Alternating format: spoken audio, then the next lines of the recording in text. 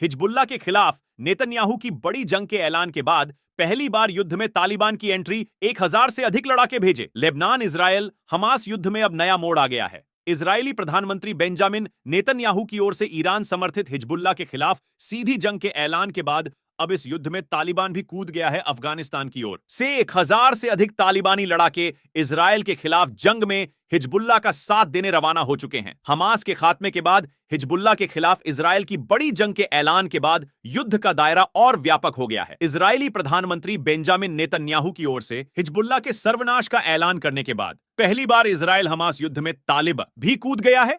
बता दें कि तालिबान ने इस युद्ध में सीधे एंट्री मारी है। इजरायल के खिलाफ जंग में हिजबुल्लाह का साथ देने के लिए तालिबान ने 1000 से अधिक लड़ाके लेबनान भेजे हैं। एक्स पर जारी हुए एक वीडियो में तालिबानी लड़ाके लेबनान की ओर जाते दिख रहे हैं। अफगानिस्तान से पहली खेप में 1000 से अधिक तालिबानी लड़ाके लेबनान भेजे गए हैं जो युद्ध में हिजबुल्लाह का साथ देंगे। ये लड़ाके अत्याधुनिक हथियारों और मिलिट्री वाहनों से लैस हैं। तालिबानी लड़ाके हाथ में हथियार लहराते हुए और मिलिट्री वाहन के साथ स्कैटिंग करते जाते हुए देखे जा सकते हैं।